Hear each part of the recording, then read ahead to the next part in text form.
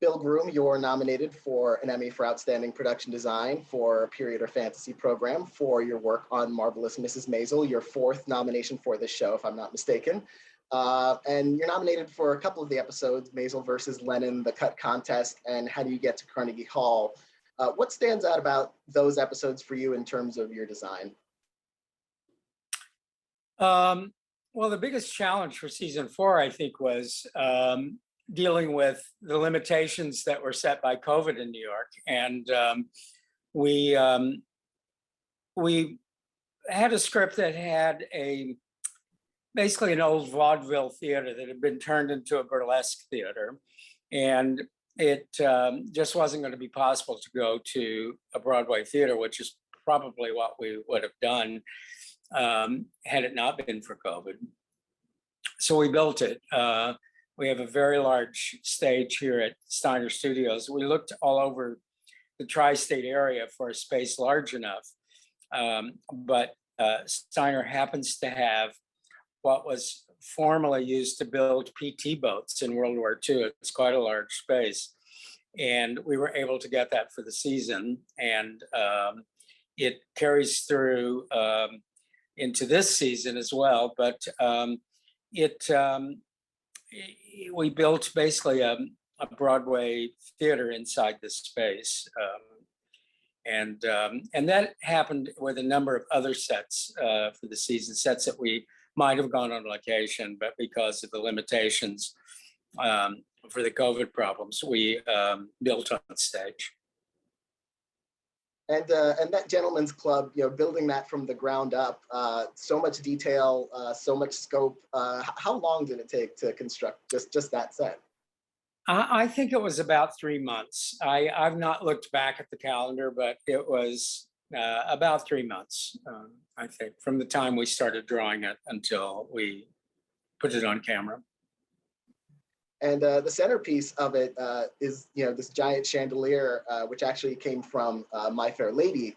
What made you think of getting that particular chandelier to be, the kind of showcase for this? We just started looking all over the country for a giant chandelier, and that happened to be available to us. It came from Los Angeles to New York on a special trailer that was built for it. It's a little wider than 8 feet.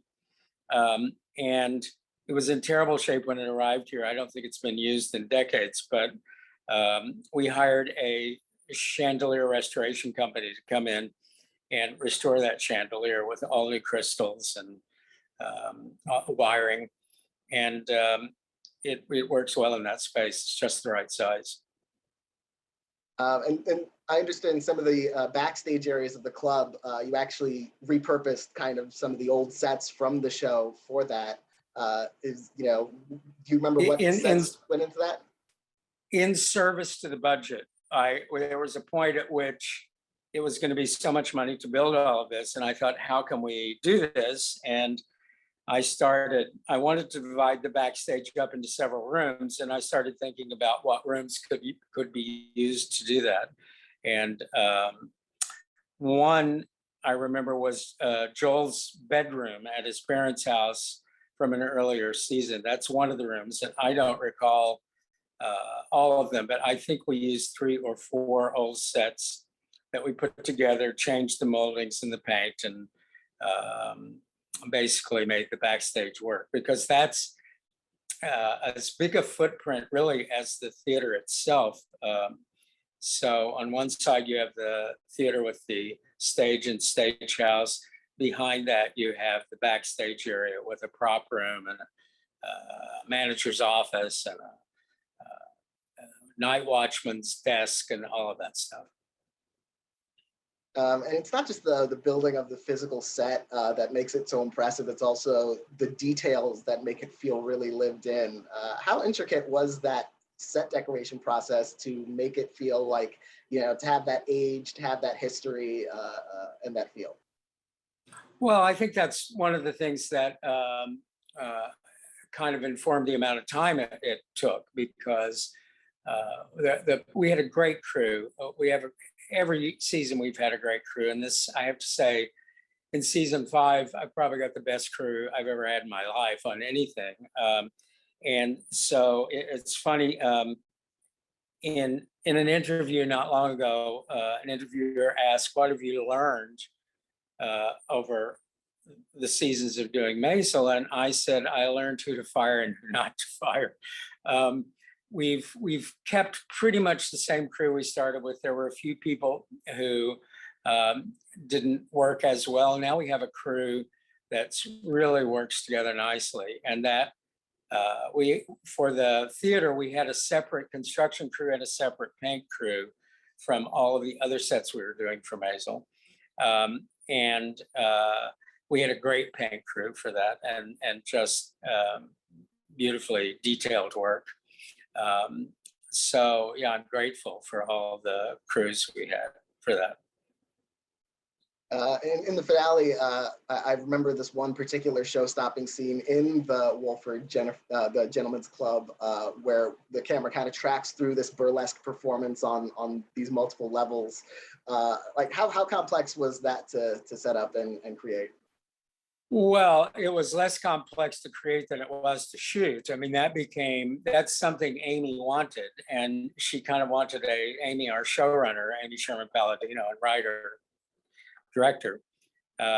She wanted a kind of rear window approach to that, with different little scenes happening in each of those little quads in the space. And so it was very tricky to shoot because she often does very complicated camera moves. I've joked with her that she's never seen a 360-degree angle she didn't like. And so she's always moving the camera around. And even in that particular scene, you go into that set, but then you come around the back, and then you go up to the top, and you go across, and you go in and back and around and out again. So our camera department, visual effects, we managed to make that work for her. And I know because of COVID, you had to build a lot of sets instead of going to locations you might have gone to. Did you shoot very much on location this season, or? We did as the season went on. The limitations eased up a bit, or our fear of what the limitations were going to be changed a little as we went along, and we were able to go on location a bit. But in the beginning, in the first couple of months of shooting, I think we pretty much stayed on stage. The parents' house, Moish and Shirley's house, that we had shot in season 3 on location in Forest Hills, Queens, we recreated that on stage, with the front yard, the street in front, the houses across the street, all of that, because we weren't going to be able to go back to Forest Hills, Queens. And one of the big issues was parking trucks in New York, and that wasn't even allowed in certain neighborhoods once the COVID problem started. And then you have, at the end of the season, Lenny Bruce at Carnegie Hall. Did you build that? How much did you build, or was that the location? We built some of the backstage area, but we were lucky to be able to go there for enough time to shoot that whole scene at Carnegie Hall. That's typically not true, but because they were kind of shut down for the pandemic, we were able to go in there for several days. I had worked at Carnegie Hall many years earlier on a concert that George Carlin did for HBO.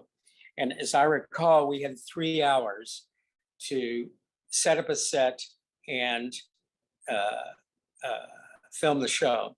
And this time we were able to go in for several days. So Carnegie Hall is normally booked several times a day. And so we were able to shoot there, and visual effects helped us with the audience and all of that.